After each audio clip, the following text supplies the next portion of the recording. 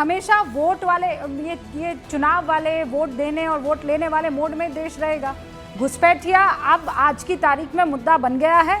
मतलब वोटर अधिकार यात्रा जिस पर चर्चा हो रही थी, एसआईआर जिस पर चर्चा हो रही थी, अब वो देखिए वोट जो आपका छीन रहे हैं, और वो छीन कौन रहे हैं?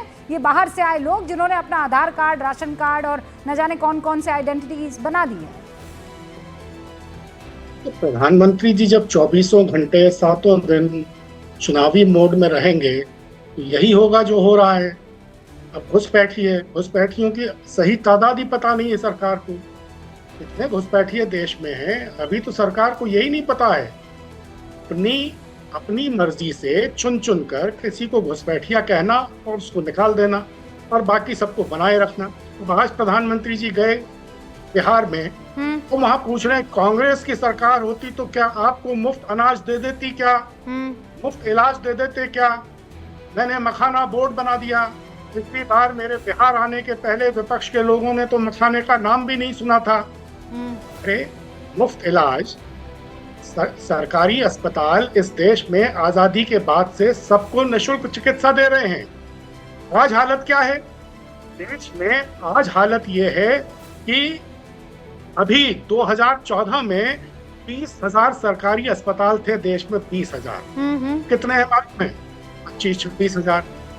2014 में निजी अस्पताल थे 14,000, आज हैं 50,000 से ऊपर। यानी सरकारी अस्पताल जो निःशुल्क इलाज देते हैं वो तो बढ़े 5,000। निजी अस्पताल जो लूट रहे हैं, इलाज के नाम पर लूट रहे हैं, रोज ये खबरें आती हैं, उनकी जानकारी इनको नहीं है। धीरेन जी आपको कुछ बता रहे हैं। हाँ धीरेन जी, क्या इनको जानकारी नहीं है? बिहार में कोई ऐसा जिला नहीं है जहाँ पे मेडिकल कॉलेज और सरकारी अस्पताल नहीं है। 40 जिले हैं, यहाँ पे 38 जिलों में है इंजीनियरिंग कॉलेज और मेडिकल कॉलेज। इसके अलावा विश्व का नहीं, एशिया का सबसे दूसरा बड़ा हॉस्पिटल पीएमसीएच जो पुराने जमाने का था वो है विश्व स्तरीय। आप क्या बात करते हैं? कांग्रेस के शासन की बात आप मेरे समय में नहीं ला सकते हैं। सरकारी अस्पताल हर जिले में है, 767 जिलों में सरकारी अस्पताल हैं। बिहार में 40 में से 38 हैं, तो कोई बड़ी बात नहीं है।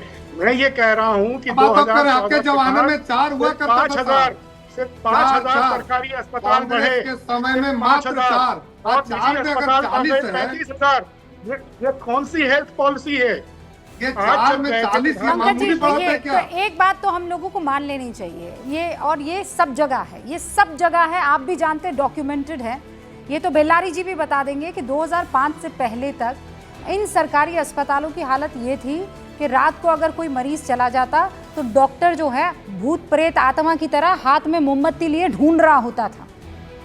वहां की का आलम जो है वो इस तरीके का होता था। ये तो तस्वीरें हमने भी देखी हैं पंकज जी। अरे इक्का दुक्का तस्वीर कहीं की देख ली तो उसको इतना उसका सामान्यीकरण। आज जब बिहार के चुनाव आ गए हैं तो प्रधानमंत्री जी के सबसे चहेते माने जाने वाले उद्योगपति पंकज जी जो हुआ है वो तो मानना पड़ेगा। आप सवाल उठाइए 10 दूसरी चीजों पर, लेकिन जो सुविधाएं दी गई है, जो चीजें हुई हैं, उसे तो मानना पड़ेगा, चाहे आप उस आदमी को पसंद करें कि ना करें, बीजेपी को पसंद करें कि ना करें। हर्षवर्धन जी कुछ कहना चाह रहे हैं? मान रहे हैं कि बिहार में एक नए पैसे में 10 एकड़ जमीन दे दी।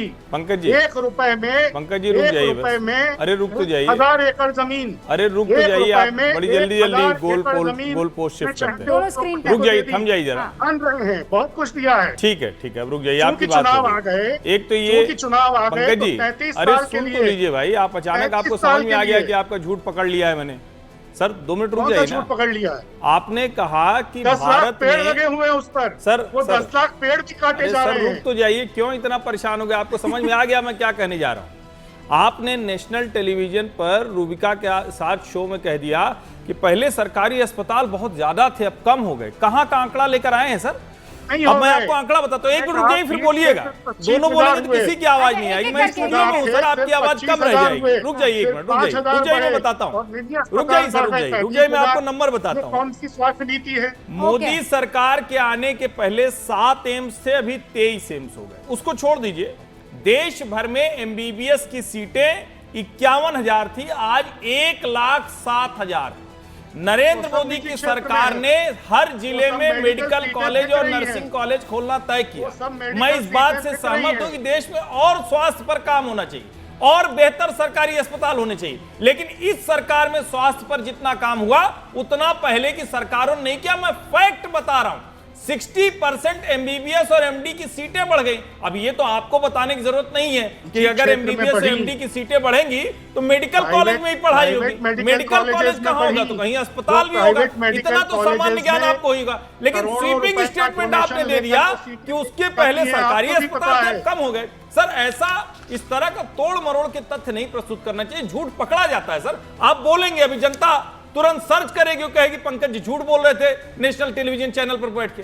ये तो कम से कम मत बोलिए ना। सरकारी अस्पताल पहले से ज्यादा, पहले से बेहतर हुए। हां, इस पर मैं आपके साथ हो सकता हूं कि सरकारी अस्पताल और ज्यादा होने चाहिए और बेहतर होने चाहिए। नहीं तो ये जो आंकड़ा है वो 10-11 सालों का आंकड़ा है ना। बिल्कुल। तो आप ये भी तो देखेंगे ना कि 10-11 सालों में कितना हुआ है, कितना हो जाना चाहिए था, और फिर कंपैरेटिव एनालिसिस कीजिए। मैं तो 2014 पहले जा भी नहीं रही हूँ। मैं सिर्फ ये कह रही हूँ कि इन 10 सालों में जिस तरीके की तरक्की हुई है आप उस पर बहस कर सकते हैं। बेल्लारी जी, आप मुझे ये बताइए कि जिस तरीके की, चाहे वो आयुष्मान कार्ड हो, चाहे वो एम्स हो, चाहे वो इंजीनियरिंग कॉलेजेस अभी दम भर रहे थे यहाँ पर धीरे, जिला अस्पताल हो, है ना, अलग अलग डिस्ट्रिक्ट्स में जो होते हैं, क्या वहां पर काम हो रहा है कि वहां पर गाय घूम रही हैं? नहीं, देखिए, अस्पताल बढ़े हैं, आयुष्मान कार्ड से भी बहुत लोगों को फायदा हो रहा है, इससे कौन इनकार कर सकता है। लेकिन अभी पता नहीं, रूबिका जी आपने देखा होगा कि नहीं, डे बिफोर स्टरडे पूर्णिया में जो सरकारी अस्पताल है, कॉलेज है, उसका वीडियो वहां जा करके औचक निरीक्षण किया तेजस्वी यादव ने, और सूरत हाल क्या है पता नहीं, आपने जरूर देखा होगा। डॉक्टर कह रहे हैं कि जितना स्ट्रेंथ चाहिए, जितना नर्स चाहिए उसका 20% भी नहीं है। लोग जो है एक महीना पर बेडशीट भी बदला नहीं जाता है, जमीन पर सो रहे हैं। हालात बहुत अच्छा नहीं हुआ है। मेडिकल कॉलेज बढ़ा देने से, अस्पताल बढ़ा देने से, हम लोग भी गांव जाते हैं, अस्पतालों में कहीं कहीं चले जाते हैं, बहुत बदला नहीं है। अभी इस पे काम करने की जरूरत नहीं है। हाँ, अस्पताल बढ़ गए हैं, मेडिकल कॉलेजेस बढ़ गए हैं। जी, आप इसका जवाब दे दीजिए। बेल्लारी जी कह रहे हैं अस्पताल तो बढ़ गए, लेकिन 20% नर्सेज वहां पर नहीं है। हालात जो हैं वो इतने खराब है कि 1-2 महीने में बेडशीट बदलनी पड़ रही है। नहीं, हालात निश्चित रूप से सुधरे हैं। देखिए, इनको बात नहीं करनी चाहिए, आरजेडी को इस पर बात इसलिए नहीं करनी चाहिए क्योंकि मैंने वो युग देखा है जब डॉक्टर जो थे ना, किसी भी शहर के, भागलपुर हो जाए, दरभंगा हो जाए, पटना, जो अच्छे डॉक्टर होते थे, इनको लगता था आरजेडी को कि सबसे ज्यादा पैसे इनके पास है, उनको टारगेट किया जाता था, वो छोड़ के चले जाते थे बिहार छोड़कर। तो ये लोग आज हमसे प्रश्न पूछ रहे हैं, जबकि हमने हर जिले में हम सरकारी अस्पताल लागू किया है, मेडिकल स्कूल लागू करने का फैसला किया है, बनाने का फैसला किया, और निश्चित रूप से आज व्यापक सुधार आया है। तो कोई तुलना यहाँ पर है ही नहीं। इनको केवल और केवल मेडिकल कम्युनिटी से माफी मांगनी चाहिए। कितने डॉक्टर जो हैं बिहार छोड़कर केवल इसलिए चले गए और वो वापस कभी नहीं आए। उनके बेटे भी आज डॉक्टर वापस नहीं आए केवल इसलिए क्योंकि एक बार जब विस्थापन हो जाता है ऐसी परिस्थिति में, ऐसी बुरी परिस्थिति में, तो लोग वापस नहीं आते हैं। अच्छा, यतेंद्र आज हमको लेक्चर दे रहे हैं, यतेंद्र भी हमारे साथ यहाँ पर जुड़े हुए। बेल्लारी जी, आप बोले इससे पहले। सर देखिए, मामला जो है, मैं फिर कह रही हूँ, जो शुरुआत हमने की थी कि सीट शेयरिंग को लेकर सारी पार्टियां आपस में गुत्तम गुत्ती होंगी, चाहे वो एनडीए हो कि चाहे वो महागठबंधन हो। सब ये कहेंगे पावरफुल हम हैं, हम रीजनल पार्टी है, हमारा दबदबा यहाँ पर है। यतेंद्र के पास अंदर की खबर है। यतेंद्र, जरा ये बताइए, एनडीए में कितना कुछ ठीक है, महागठबंधन में कितना कुछ ठीक है? देखिए, अगर सीट शेयरिंग की बात करें, गठबंधन की बात करें, तो साफ तौर पर 2 तस्वीरें आपको दिखाई देंगी। जब राहुल गांधी की यात्रा निकल रही थी तो बात जो सवाल उठा कि तेजस्वी का नाम वो क्यों नहीं ले रहे थे, जबकि तेजस्वी ने 1-2 बार इशारा भी किया कि उनको सीएम कैंडिडेट घोषित करना चाहिए, लेकिन नहीं किया। तो जब सीएम कैंडिडेट को लेकर या खुद राहुल गांधी अगर इस तरह का इशारा नहीं करते हैं तो सीट शेयरिंग को लेकर आने वाले समय में किस तरह से घमासान होगा, इसको आराम से समझा जा सकता है। और शायद यही कारण था कि जो आरजेडी के कार्यकर्ता थे वो राहुल गांधी की जो यात्रा थी उसमें बहुत ज़्यादा एक्टिव नजर नहीं आए और कई जगह तो लड़ाई की नौबत भी सामने देखने को मिली, तस्वीरें गंवाएं।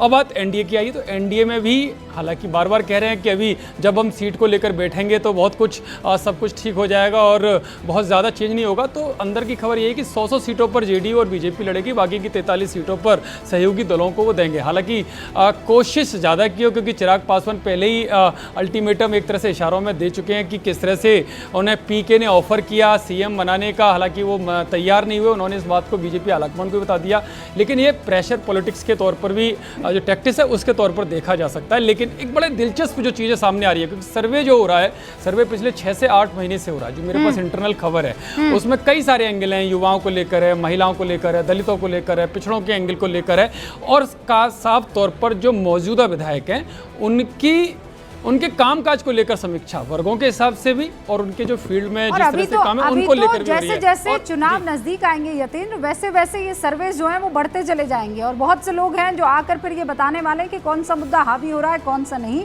लेकिन असल बात ये है कि अब दोनों ही गठबंधन इस बात को लेकर अब आश्वस्त हो गए हैं कि हमारी जीत निश्चित है और पक्की है। हम भी यही मौजूद हैं और दोनों गठबंधन